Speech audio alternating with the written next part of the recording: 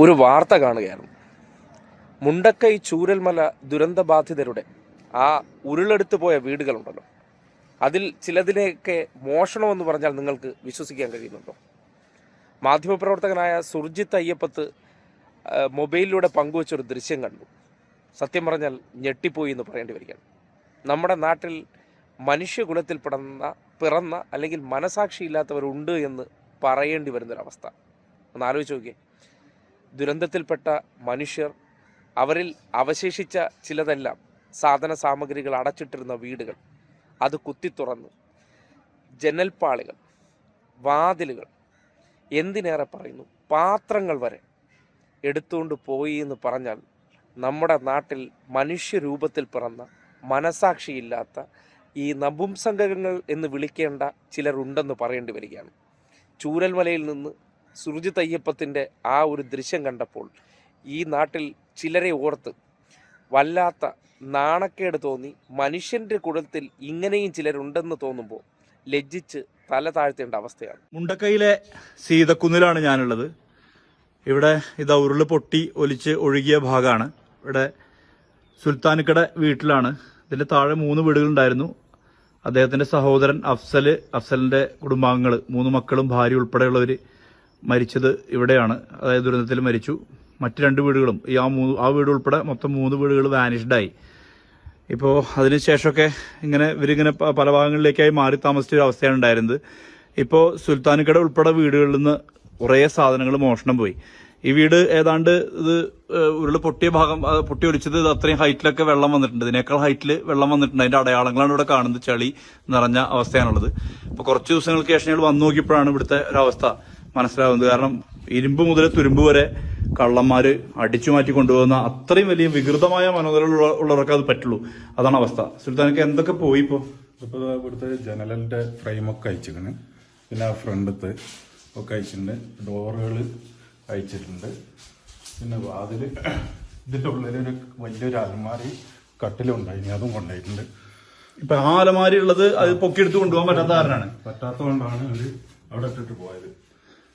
ഇവിടെ ഒരു അലമാരി ഉണ്ടായിരുന്നു. ആ അലമാരി അടിച്ചു മാറ്റി കൊണ്ടുപോയിട്ടുണ്ട്.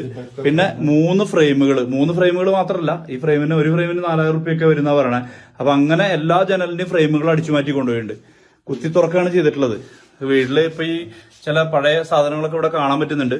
പഴയ ചെറിയ ചെറിയ വസ്തുക്കൾ മാത്രമല്ല. പക്ഷെ അത് മാത്രമല്ല, ഇവിടുന്ന് വാഷ് ബേസിൻ പോയി. പിന്നെ ഷവറ്, സ്റ്റീലിന്റെ ഒക്കെ പൈപ്പുകളാണ്. ഒക്കെ നല്ല വില കൊടുക്കുള്ള സാധനമാണ്. ഷവർ ഉൾപ്പെടെ കൊണ്ടുപോയില്ലേ? ഉൾപ്പെടെ എന്തായാലും വികൃതമായ മനോനിലയുള്ളവർക്ക് മാത്രമാണ് അതിന് കഴിയുള്ളൂ. കാരണം ഈ ദുരന്തബാധിതരുടെ അവസ്ഥ ഫ്ലൈറ്റ് വരെ അയച്ചുകൊണ്ടായിരുന്നു. ഇങ്ങനെയാണ് ഇവിടുത്തെ ഒരു അവസ്ഥ. കാരണം എന്തൊരു മനോനിലയാണെന്ന് ഓർക്കണം. കാരണം ദുരന്തബാധിതരാണ്, എല്ലാം നഷ്ടപ്പെട്ടവരാണ്. അവരുടെ വീടിന്റെ അവസ്ഥ നമുക്ക് കാണാൻ പറ്റുന്നുണ്ട്. ഇതിൽ നല്ല മരത്തിന്റെ ഒരു 10,000-8,000 വരെ വരുന്ന സാധനമാണ്. അത് അയച്ചുകൊണ്ടേ ഒക്കെ പിന്നെ ടൗൺഷിപ്പിൽ വീടായിട്ട് മേൽക്കെന്തെങ്കിലും, ഞങ്ങൾ 5 മക്കളുണ്ട്, മേൽക്കെന്തെങ്കിലും കെട്ടിങ്ങാണ്ട് അതിലൊക്കെ വെക്കാന്ന് എഴുതിയിട്ടാണ്, സെറ്റ് ചെയ്യാന്ന് എഴുതിയിട്ടാണ് നിന്നത്. അതെല്ലാം കൊണ്ടുപോയത് ഈ ഫ്രെയിമുകളൊക്കെ. ഈ ജനലിന്റെ ഒക്കെ ഫുൾ ഫ്രെയിം പോയി. ചെമ്പും പാത്രങ്ങളൊക്കെ ഉണ്ടായിരുന്നു, അതും കൊണ്ടായിരുന്നു.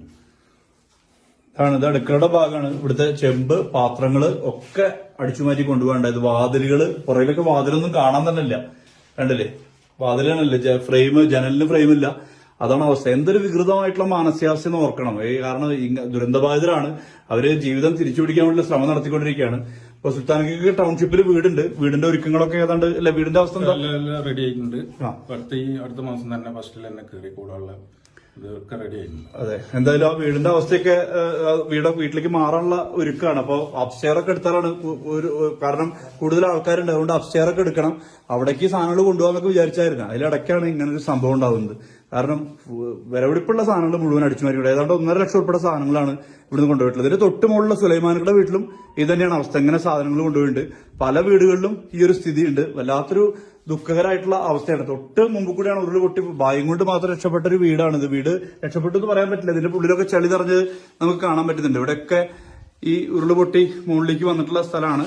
അതാണ് അവസ്ഥ. ഇവിടെ ഒന്നും താമസയോഗ്യമല്ലാത്തൊരു സ്ഥലം കൂടിയാണ്. അപ്പോൾ മുണ്ടക്കൈയില് ഇപ്പോ ഇങ്ങനെയാണ്. കാരണം ഇങ്ങനെ നികൃഷ്ട മനസ്സുള്ള നീച മനസ്സുള്ള മനുഷ്യർ ഇങ്ങനെ മോഷണം നടത്തിക്കൊണ്ടിരിക്കുന്ന ഒരു അവസ്ഥയുണ്ട്. പോലീസ് കാര്യക്ഷമമായിട്ട് ഇടപെടണം എന്നുള്ള ആവശ്യമാണ് ഇവർ ഉന്നയിക്കുന്നത്. കണ്ടല്ലോ, സുലൈമാൻ എന്നൊരു മനുഷ്യൻ്റെ വീടാണ് ഉരുളെടുത്ത് പോയി. അദ്ദേഹത്തിന് കൽപ്പറ്റ സർക്കാരിൻ്റെ ടൗൺഷിപ്പിൽ വീട് ലഭിച്ചിട്ടുണ്ട്. ആ വീട്ടിൽ അദ്ദേഹത്തിൻ്റെ വീട്ടിലെ മെമ്പേഴ്സിൻ്റെ അല്ലെങ്കിൽ അംഗങ്ങളുടെ നമ്പർ അനുസരിച്ച് മുകളിൽ വീണ്ടും ഒന്നുകൂടി കെട്ടേണ്ടി വരും. അവിടത്തേക്ക് ഈ അവശേഷിച്ച അല്ലെങ്കിൽ ശിഷ്ടമായി ലഭിച്ച കുറച്ച് സാധനങ്ങൾ, പ്രത്യേകിച്ച് ഈ ഡോറൊക്കെ ഉപയോഗിക്കാമെന്ന് കരുതിയിരുന്നതാണ്. അതിനോടൊപ്പം തന്നെ പാത്രങ്ങളൊക്കെ അങ്ങോട്ടേക്ക് പോകുമ്പോൾ കഴുകിയെടുത്താൽ ഉപയോഗിക്കാൻ പറ്റുന്ന നല്ല പാത്രങ്ങൾ, എന്തിനേറെ പറയുന്നു ക്ലോസറ്റുകൾക്കകത്ത് കയറി വാഷ് ബേസിനുകളും ആ പറയുന്ന നമ്മുടെ ഷവർ ഉൾപ്പെടെയുള്ള സാധനങ്ങളൊക്കെ മോഷ്ടിച്ചുകൊണ്ട് പോകണമെന്നുണ്ടെങ്കിൽ ഈ ശവന്തീനികളെന്നൊക്കെ വിളിക്കേണ്ട ചില മനുഷ്യർ നമ്മുടെ നാട്ടിലുണ്ടെന്നല്ലോ എന്നാണ്. ഇവിടെയൊക്കെ പോയി ആ സാധനം കുത്തി തുറക്കാനും അതിനകത്ത് കിടക്കുന്ന സകല വസ്തുക്കളും മോഷ്ടിച്ചുകൊണ്ട് പോകാനും മനസ്സ് വരുന്നല്ലോ. അതിലൊട്ടും ആകുലത തോന്നുന്നില്ല, സങ്കോചം തോന്നുന്നില്ല എന്ന് പറയുമ്പോൾ മനുഷ്യരൂപത്തിൽ പോലും ഈ നാട്ടിൽ ജീവിക്കുന്ന ചിലരൊക്കെ ദുരന്തത്തെ പോലും അവർക്ക് ഈ പറയുന്ന ലാഭമുണ്ടാക്കാൻ അല്ലെങ്കിൽ പണമുണ്ടാക്കാനുള്ള ഒരു ഉപാധിയാണെന്ന് പറയേണ്ടി വരുന്നത് തികച്ചും മനുഷ്യകുലത്തിൽ പെടുന്ന ഒരു വ്യക്തി എന്നുള്ള നിലയ്ക്ക് ലജ്ജാകരമായിട്ട് മാറേണ്ടി വരികയാണ്. അല്ലെങ്കിൽ ഇങ്ങനത്തെ ഒരു അവസ്ഥ എന്ന് പറഞ്ഞാൽ, അതായത് ഉള്ളത് കൂടി കൊള്ളയടിച്ചുകൊണ്ട് പോകുന്ന ഒരു അവസ്ഥ എന്ന് പറഞ്ഞാൽ, സർക്കാർ എങ്ങനെയെങ്കിലും പിടിച്ചു നിർത്താൻ ഒരു ചെറിയ വീട് കൊടുക്കുകയാണ്. 1000 സ്ക്വയർ ഫീറ്റിൻ്റെ വീട് കൊടുക്കുമ്പോൾ കൂടുതൽ അംഗങ്ങൾ ഉള്ളതുകൊണ്ട് ഉള്ളതെല്ലാം കൂടി അരുത്തിപ്പെടുത്തി ഒരു ചെറിയ മുകളിലേക്ക് 1-2 റൂം കൂടി ഇറക്കി അവിടത്തേക്ക് ഈ പറയുന്ന ഏതെങ്കിലുമൊക്കെ ഐറ്റംസ് ഗുണം വരുന്നുണ്ടെങ്കിൽ അത് ഉപയോഗപ്പെടുത്താമെന്ന് കരുതിയ മനുഷ്യർ അവരുടെ ദുരന്തത്തിൻ്റെ ഓർമ്മയുടെ അവശേഷിപ്പായ ഒരിക്കലും താമസിക്കാൻ പറ്റില്ലാത്തൊരിടമായിട്ട് പോലും അവിടങ്ങളിൽ ആരും വന്ന് ഇങ്ങനെയുള്ള ദ്രോഹപ്രവർത്തനം കാണിക്കില്ല എന്ന നിലയ്ക്ക് ഈ രീതിയിൽ പൂട്ടിയിട്ടിരുന്നിടത്തേക്ക് കടന്നു ചെന്ന് കുത്തിത്തുറന്ന് വാതിലുകളും പാളികളും ഒക്കെ മോഷ്ടിച്ചുകൊണ്ട് പോകുന്നെങ്കിൽ ചെയ്തവർക്കൊക്കെ ഈ പണം കൊണ്ട് കഴിച്ചാൽ അത് ഏത് രീതിയിൽ ഭവിക്കുമെന്ന് ചിന്തിക്കാൻ പോലും പറ്റുന്നില്ല. എന്തായാലും തൊണ്ടയ്ക്ക് താഴേക്ക് പോയാൽ അതൊക്കെ ശരീരത്തെ ദ്രോഹിക്കുകയുള്ളൂ എന്ന് ചെയ്യുന്നവർ ഒന്ന് മനസ്സിലാക്കിക്കൊള്ളും.